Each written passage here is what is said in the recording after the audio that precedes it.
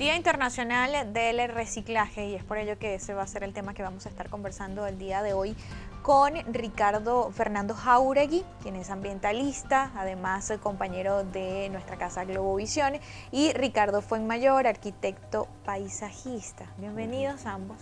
Gracias por atender una vez más nuestra invitación acá en Soluciones para conversar sobre este tema tan interesante, el tema del reciclaje, el tema de la cultura del reciclaje y lo que se está haciendo en Venezuela y cómo estamos en Venezuela en comparación con otros países de la región en esta materia de reciclaje. Pero no podemos hablar de reciclaje sin hablar de la basura. Y justamente la recolección de basura, de desechos sólidos en nuestro país, no solo en la ciudad capital, sino pues pareciera que en el interior del país también la cosa se complica aún más, se ha convertido en un problema pues que ha traído o trae mucha contaminación, muchas enfermedades. Y yo quisiera iniciar justamente nuestra conversación por allí, sus observaciones a lo que ocurre en este momento, a la situación en este momento de la recolección de desechos sólidos en el país. Comenzamos como ustedes. Mira, yo empezaría con una anécdota, una experiencia venezolana, y es que en los años 70 los japoneses se llevaban la basura de la parroquia de Catia y le pagaban al gobierno, al Estado, quizás no tengo los costos, una tonelada por $1 por tonelada. En esos momentos tuvimos uno de los primeros boom petroleros con el difunto presidente Carlos Andrés Pérez. Con el barril subió a $40 y dijeron, bueno, pero $1 por una tonelada o lo que le estuvieran dando era insignificante. Cierto, pero se olvidaron del valor real que tenía ese servicio, que era de alguna manera apropiada desechar esa basura que se le llevaban los japoneses, que reciclaban suficiente para que después de pagar la basura, el flete a Japón todavía le sacaran ganancia.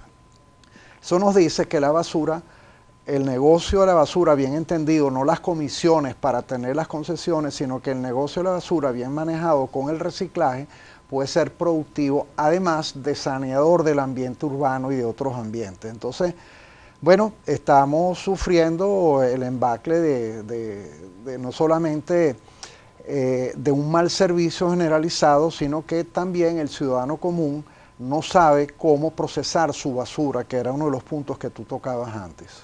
Justamente, y pues el tema de procesar la basura. ¿Cómo estamos en el país en cuanto a infraestructura para el procesamiento de esos desechos sólidos, de toda esa basura? Todavía nosotros en Venezuela no tenemos una buena cultura de lo que es el reciclaje, la reutilización, la reducción. Últimamente se ha visto afectada la gente porque no hay bolsas plásticas en los supermercados, y eso en cierta forma no está mal, porque eso deja de ir todo eso al basurero, que de hecho que es sumamente contaminante. De hecho hay países en Europa donde no existen este tipo de bolsas. No existen bolsas plásticas, existen bolsas de cartón o la gente usa bolsas reciclables constantemente. Nosotros en Venezuela como país no tenemos una cultura de reciclaje y por lo tanto no tenemos una infraestructura adecuada para disponer de la basura. En países desarrollados la basura, aparte de ser un negocio, es mucho más económico recogerla. De hecho, nosotros en Venezuela estamos en unas circunstancias donde vivimos en ciudades y estamos en un país que vive eternamente lleno de basura, con un costo altísimo de recolección de basura y donde la contaminación es libre y corre por todas partes producto de la basura. Mucha de esa basura que tiramos a la calle termina en los ríos, termina en el mar, termina en los bosques. Y eso es una cosa que ahorita de repente no nos vamos a dar cuenta, pero nos va a afectar. Últimamente, yo que he estado pasando por la Bonanza, por lo menos una vez por semana, se ven los grandes incendios que tienen en toda esa zona. Entonces, nada más no es el hecho de que contaminemos con los volúmenes enormes de basura, sino que quemamos. Y al quemar, estamos contaminando el ambiente. Nosotros como planeta somos un sistema cerrado y todo lo que hagamos aquí adentro, tarde o temprano, nos va a cobrar. Y justamente en la ciudad, en Caracas y en las grandes ciudades del país no se ve, digamos, en mayor proporción el tema de la quema de basura en las viviendas, sí. Pero en el interior del país es una constante, sí, sí. Porque justamente no cuentan con esa infraestructura, digamos, los camiones para poder llevar la basura hasta los vertederos. Sí. Ustedes y el señor Fernando, que también ha tenido la oportunidad pues de visitar varios estados del país, ¿cómo es la situación en el interior en comparación con Caracas? Mira, es peor porque los servicios son peores. Tenemos comunidades que son más dispersas, con más espacio, con una concentración menor, pero entonces eso hace más difícil la recolección de la basura. Esto agravado por el hecho que, como decía Ricardo, no hay una cultura, ¿verdad?, de reciclaje o de la basura.